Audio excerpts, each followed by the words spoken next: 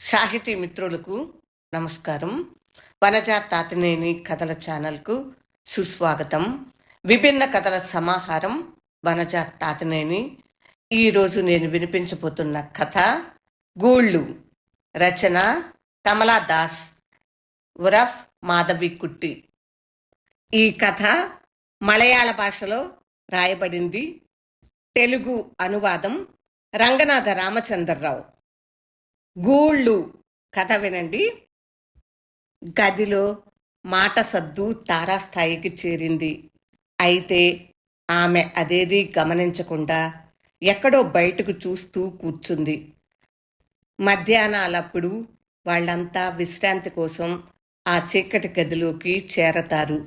ఆ గది బయట కర్ర ఊచలున్న వరండా ఉంది. దాన్ని వరండా అని చెప్పటానికి లేదు. అది ఒక విధంగా గదిలా ఉంది.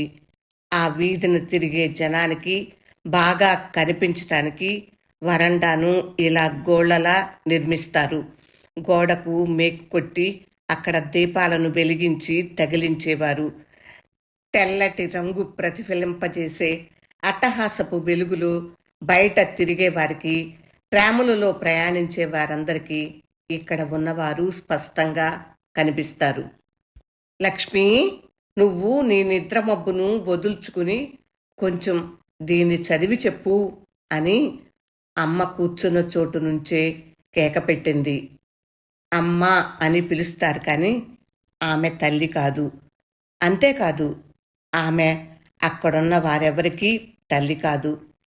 అయితే అందరూ ఆమెను అమ్మ అనే పిలుస్తారు.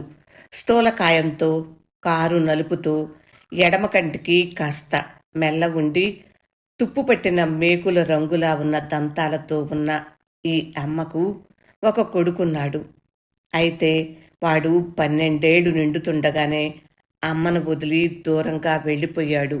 సుమారు 10-12 తర్వాత అమ్మకు వాడి నుంచి ఉత్తరాలు రాసాగాయి.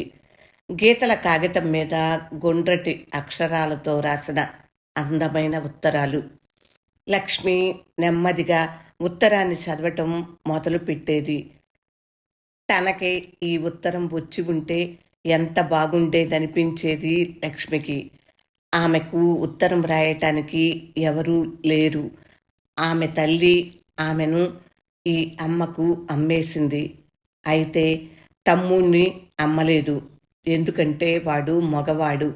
కన్న తల్లిని గురించి లక్ష్మి ఎక్కువగా ఆలోచించేది కాదు. అందుకు ఆమెను డబ్బు పెట్టి కొన్న ఈ తల్లి చెప్పిన కారణం సమంజసంగా తోచింది. లక్ష్మి, ఇప్పుడు నేనే నీ తల్లిని. మీ అమ్మకు నీ పట్ల కొంచెమైనా ప్రేమ ఉంటే ఖచ్చితంగా నిన్ను నాకు అమ్మేది కాదు అని. ఆమె అప్పుడప్పుడు లక్ష్మి జుత్తులో బొద్దుగా ఉన్న తన వేళ్లను జోనిపి చిక్కు తీస్తూ అనేది, నీ జుత్తు చాలా సొంపుగా పొడుగ్గా ఉంది. నేను నీకు బ్రహ్మీ తైలాన్ని తెప్పించి పెడతాను.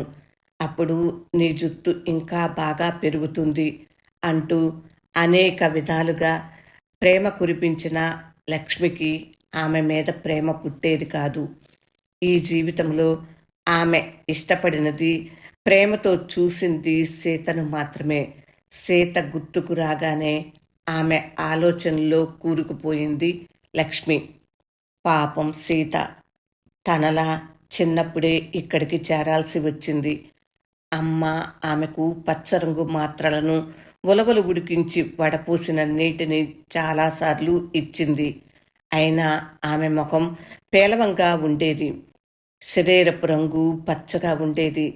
నిన్ను ఊసర వెళ్ళి కని ఉండాలి అని అమ్మ అప్పుడప్పుడు వెక్కిరించేటప్పుడు ఆమె తల ఉంచుకుని నవ్వేది. సీత పొడుగులంగా వేసుకున్నప్పుడు మరింత అందంగా కనిపించేది. కండలేని ఆమె పొడుగైన కాళ్ళు, పసిమి రంగులోని గుండ్రటి మోకాళ్ళు లంగా ధరించినప్పుడు బయటికి కనిపించేవి కాదు. సీత నేను ఇద్దరం ఒకే చోట పడుకునేవాళ్ళం. రాత్రి అయితే ఇద్దరికీ ఏ పని ఉండేది కాదు. ఆ కాలము బాగుండేది. మధ్యాహ్నపు వేళలో ఆయాసంతో తూగుతూ కూర్చోవలసిన అవసరం ఉండేది కాదు. చిరిగిపోయిన జాకెట్ని కుట్టుకోవలసిన పని లేదు. నేను, సీత పక్కనున్న స్కూల్కు వెళ్ళేవాళ్ళం. సాయంత్రం ఇంటికి రాగానే ఇద్దరికీ తాగటానికి అమ్మ పాలు ఇచ్చేది. అంతా తాగాలి. 10, 12 కోడిపిల్లల్లా ఉన్నారు కదా అని అమ్మ ప్రేమగా కసురుకునేది. 10 నేను ఎలా ఉండేదాన్నో తెలుసా? మీకు రెండింతలు ఉండేదాన్ని. నునుపుదేరిన దేహంతో అందంగా ఉండేదాన్ని. ఇన్స్‌పెక్టర్ అనేవారు, శారదా, నిన్ను చూడటానికి 2 కళ్ళు చాలవు. ఆడదంటే నువ్వే అనేవారు అంటూ అమ్మ చెప్పే సంగతులను తాము నోళ్లు వెళ్ళబెట్టుకుని వినేవారు. సీత ఒకసారి నా దగ్గర రహస్యంగా ఈ ఇన్స్‌పెక్టర్ ఉన్నారే, ఆయనే అమ్మ కొడుక్కు తండ్రి అని చెప్పింది. ఇవన్నీ సీత తలుపు చాటు నుంచి లేదా తలుపు సందుల్లోంచి విన్న విషయాలు. సీత చాలా సన్నగా ఉండటం వల్ల ఆమె ఇదంతా అవలీలగా చేసేది. ఒకసారి లక్ష్మి అమ్మ మంచం కింద కూర్చుని తూగుతోంది. లక్ష్మి, ఎందుకిలా కూర్చుని నిద్రలో తూగుతున్నావు? లేచి వెళ్ళు అంటూ అమ్మ కంఠం విన్నప్పుడు కోడెలు బురదలో అటూ ఇటూ కదులుతున్న సద్దు గుర్తుకొస్తుందని సీత అనేది. సీత ఆ విషయాన్ని లక్ష్మి చెవిలో చెప్పి కిలకిలా నవ్వేది. ఆమె అలా నవ్వినప్పుడు ఆమె నోటి వెంట పొగాకు వాసన గుప్పుమనేది. సీత చిన్న వయసు నుంచే పొగాకు నమలటం అలవాటు చేసుకుంది. అమ్మ మంచం కింద పెట్టిన ఇత్తడి కంచంలో ఎప్పుడూ పొగాకు ఉండేది. సీత దాన్ని అరచేతిలో పెట్టుకుని దానికి కొంచెం సున్నం కలిపి వేలితో బాగా రుద్ది కలిపి చివరికి దవడలో పెట్టుకునేది. నన్ను పొగాకు నమలమని సీత ఒత్తిడి పెట్టేది. అయితే నేను ఇప్పటిదాకా దాన్ని వాడనే లేదు. సీత పళ్ళన్నీ గారపట్టాయి. దానికి ముఖ్య కారణం పొగాకు. ఆ విషయం నేను చెబితే ఆమె కోప్పడేది. ఒళ్ళు పాడైనందువల్లే తాను పొగాకు వాడుతున్నానని సమర్థించుకునేది. సీతకు అనేక రకాల జబ్బులు ఉండేవి. అందుకేనేమో ఆమె శరీరపు రంగు పచ్చగా ఉండేది. ఆమె పోయాక అమ్మ అదే విషయాన్ని చెప్పేది. ఆమె ఏ జబ్బుతో చచ్చిపోయిందో నాకు గుర్తులేదు. ఆమె చాప మీద చేతి నాంచి లేచి కూర్చుని విచిత్రంగా సద్దు చేస్తూ వాంతి చేసుకోవటం గుర్తు చేసుకుంటే నా మనసంతా ఆర్ద్రతతో నిండిపోతుంది. సీత మరణించటానికి ముందు రోజైతే నా మనసులోంచి చెరిగిపోదు. సాయంత్రం స్నానం ముగించి పౌడర్ కోసం ఆమె గదికి వెళ్ళాను. అప్పుడు ఆ మంత్రగత్తె ముసలిది కూర్చుని ఉంది. మంత్రగత్తె అని ఆమెను పిలవటానికి లేదు. ఆమె ఏ సమయంలో వచ్చినా అమ్మ ఆమెను పక్కలోనే కూర్చోబెట్టుకుని చాయ్ ఇచ్చి పొగాకిచ్చి, సింధమ్మ, ఎంతకాలం తర్వాత వచ్చారు? ఏమైనా ముఖ్య సంగతులు ఉంటే చెప్పండి అనేది. సీతకు ఆ ముసలిదాన్ని చూస్తే ఏమాత్రం పడేది కాదు. ఆమె ఒక మంత్రగత్తె అని చెప్పేది. కారణం, ఆ ముసలిది వచ్చి వెళ్ళిన మరుసటి రోజున ఎవరో ఒకరు ఏదో ఒక జబ్బు పడేవారు. మూసిన తలుపుల వెనక కనీసం ఒకరైనా బాధపడుతూ మూలుగుతూ ఉండేవారు. గోరింటను రుబ్బి ఉండ చేసి ఒక బాటిల్ మంచి నూనెను పట్టుకుని ముసలిది సీత గదిలోకి ప్రవేశించటం చూడగానే సీత జబ్బు తీవ్రమైందని నాకు స్పష్టమైపోయింది. మరుసటి రోజు తనకు మెలకువ వచ్చినప్పుడు సీత రోదన మూల్గులు వినిపిస్తున్నాయి. మొదటి బస్సు ఆ దారిలో వెళ్ళినప్పుడే నాకు మెలకువ వచ్చింది. పాలవాళ్ల సైకిల్ సద్దు, కాకుల అనుమానపు ఏడ్పు, అమ్మ గడుసు ధ్వని, వంటింట్లో మండుతున్న పాత స్టవ్ చేస్తున్న కర్కశ ధ్వనులన్నింటినీ వింటూ నేను పక్కకు తిరిగాను. అప్పటికి సీత ఏడ్పు వినిపిస్తూ ఉంది. నేను వెళ్ళి చూసినప్పుడు సీత గది తలుపు మూసి ఉంది. లోపల నుంచి సింధమ్మ మాటలు వినిపిస్తున్నాయి. నాకు అప్పుడు తల తిరిగినట్టయి కళ్ళు బైర్లు కమ్మాయి. వంటింటి వైపు వెళ్ళాను. అక్కడ సుందరమ్మ పాలు కాస్తుంది. సుందరమ్మ, ఎందుకు ఇంత పొద్దున్నే లేచి వచ్చారు? నా ప్రశ్నకు ఆమె సమాధానం ఇవ్వలేదు. బహుశా పక్క గదిలో కూర్చుని ఛాయ్ తాగుతున్న అమ్మ వింటే అనే భయం వల్ల కావచ్చు. అమ్మని చూస్తే ఎందుకో అందరికీ భయం. అమ్మకు భయపడని ఏకైక వ్యక్తి అందమైన మీరా ఒక్కతే. మీరా ఉండటం వల్ల నా కోసం ఎవరూ రావటం లేదన్న విచారము నాకు ఉంది. సాయంత్రం వరకు మీరా గదికి ఎవరెవరో వచ్చి వెళ్ళేవారు. మీరా బాగుండే చీరను కట్టేది కాదు. మిగతా వారు అలంకరించుకునేలా ఆమె చిరుగు ఉన్న చీరను కట్టడం కానీ, ముఖానికి రంగు వేయటం కానీ చేసేది కాదు. అయినా వచ్చిన వారందరికీ మీరాను చూస్తే ఎక్కువ ప్రేమ. అమ్మ ఆమెను మధ్యాహ్నపు భోజనం తర్వాత నిద్రపోమని బలవంతం చేసేది. ఉదయం అందరిలా ఆమె ఛాయ్ తాగటానికి వరండాలోకి వచ్చేది కాదు. స్నానానికి వేడి నీళ్లు కావాలి. అన్ని అనుకూలతలు ఉన్న మీరాకు ఈ ఇల్లు నచ్చలేదు. అందుకే కాబోలు మీరా బొద్దుగా మెలితిరిగిన మీసాల యువకుడితో పారిపోయింది. అతడిని చూస్తే అమ్మకు పడేది కాదు. అతడు వచ్చినప్పుడల్లా మీరాతో గంటల కొద్దీ కబుర్లు చెప్పేవాడు. అది అమ్మకు నచ్చేది కాదు. గది గోడలు పల్చగా ఉండటం వల్ల వాళ్ళ మాటలన్నీ వినిపించేవి కానీ అర్థమయ్యేవి కావు. ఏమిటి అతను అంతసేపు మాట్లాడతాడు అని అమ్మ మీరాను అడిగినా ఆమె సమాధానం ఇచ్చేది కాదు. బదులుగా నవ్వుతూ పడుకోవటానికి తన గదిలోకి వెళ్ళిపోయేది. మీరా పారిపోయాక అమ్మకు పిచ్చి పట్టినట్టయింది. రాత్రి పగలు కోపంతో బుసలు కొడుతూ ఉండేది. నన్ను సీతను అందరినీ నోటికి వచ్చినట్లు తిట్టింది. అమ్మకు కోపం వస్తే అంతే విచిత్రంగా ప్రవర్తించేది. అప్పుడు ఆమె ముఖం వికారంగా తయారయ్యేది. పళ్లతో పెదాలను కరిచిపట్టుకుని తీక్షణంగా చూస్తూ అందరి దగ్గరికి వెళ్ళి కోపంతో తిట్టేది. ఆమె హడావిడికి పక్కింటి వారు పరిగెత్తుకు వచ్చి కిటికీ ఊచల మధ్య తల దూర్చి తొంగి చూసేవారు. అక్కగారు, ఎందుకలా కేకలేస్తారు? కాసేపు పడుకోండి, మనసు చల్లబడ్డాక అంతా సరి అవుతుంది అని పక్కింటి వారు నచ్చజెప్పేవారు. అప్పుడు అమ్మ కోపం రెట్టింపయ్యేది. నాకు బుద్ధి చెప్పటానికి ఎవరూ రాకండి, మీ మీ పనులు చూసుకుని వెళ్ళిపోండి అని అమ్మ అరిచేది. అంతేకాకుండా అమ్మకు పక్కింటి వారి మీద కోపం ఉండనే ఉంది.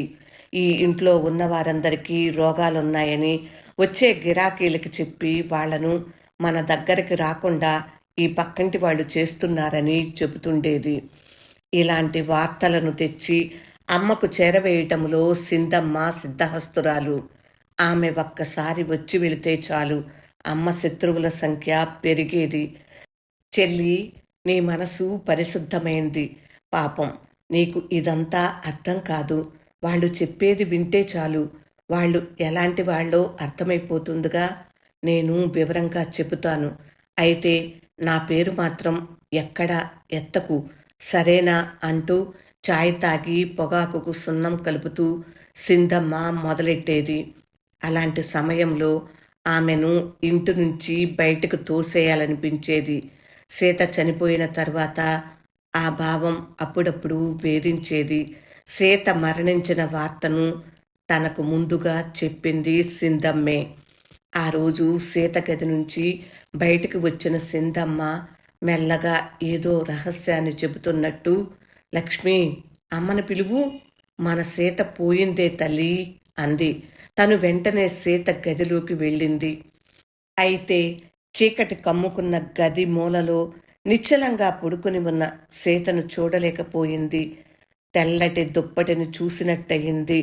బయటికి వచ్చి అమ్మను పిలిచింది. సీత గురించి ఆలోచించింది.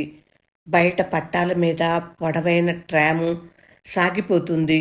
మధ్యాహ్నంలో తెల్లటి రంగు ఆకాశం తన కళ్ళను బాధపెట్టింది. తెల్లటి రంగు గోడలా ఉంది ఆకాశం అని ఒకసారి సీత తన దగ్గర అనటం లక్ష్మి గుర్తుకు తెచ్చుకుంది. ఇంతలో ఆమె ఆలోచనలను భగ్నం చేస్తూ పోస్ట్ అనే పోస్ట్ మ్యాన్ పిలుపు వినిపించింది. ఒక ఉత్తరాన్ని అతడు కిటికీ ద్వారా లోపలికి వేశాడు. లక్ష్మి దాన్ని తీసుకుని వెళ్ళి అమ్మ కాళ్ళ దగ్గర కూర్చుంది.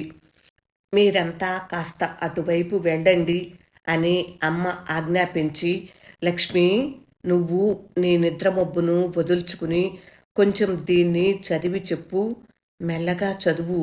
నా కొడుకు ఈ మహా పాపాత్మురాలైన తల్లిని చూడటానికి ఎప్పుడు వస్తాడట, కొంచెం తొందరగా చదివి చెప్పు లక్ష్మి అంటూ అమ్మ లక్ష్మిని బతిమలాడుతున్నట్టు వేడుకుంది.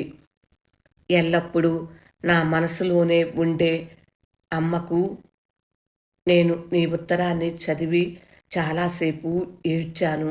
తెలియకుండా ఏదేదో రాసేశానమ్మా, నన్ను క్షమించు. దీపావళికి నాకు సెలవు దొరుకుతుంది. అప్పుడు వచ్చి నిన్ను కలుస్తాను. నువ్వు మహాపాపివని నాకు అనిపించటం లేదమ్మా. ఈ ప్రపంచంలో బతకటానికి ప్రతి ఒక్కరికి పని ఉండాలన్న నియమం ఏమీ లేదు. నేను పనిచేస్తున్న హోటల్కు వస్తున్న అనేక మంది జీవితాలను నేను గమనించాను. సినిమా వాళ్ళు నాట్యం చేసి పాటలు పాడి డబ్బు సంపాదించేవాళ్ళు, పాఠశాలల్లో పాఠాలు చెప్పేవారు, జబ్బులు నయం చేసేవారు, బాత్రూములను శుభ్రం చేసేవారు, ఇలా చాలామంది మా హోటల్కు వస్తారు. అందరికీ అవసరమైనది తినటానికి రొట్టె, పడుకోవటానికి ఇంత స్థలం. అందరూ మనుషులే అమ్మా. ఇదంతా నాకు అర్థం అయ్యేలా చేసిన వ్యక్తి మా హోటల్ యజమాని కొడుకు.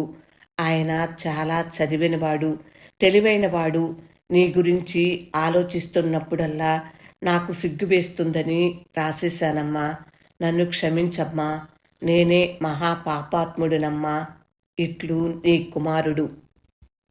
లక్ష్మి ఉత్తరాన్ని చదవటం పూర్తి చేసిన వెంటనే అమ్మ ముఖం కళకళలాడింది.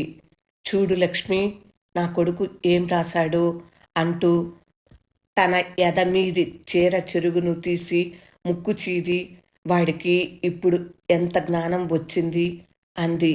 అమ్మ కళ్ళ నుంచి కన్నీళ్లు బొటబొట కారాయి. ఆమె ఏడ్పు ముఖాన్ని లక్ష్మి చూడలేకపోయింది. కళ్ళు తిప్పుకుని ఎక్కడో వీధి వైపు చూడసాగింది.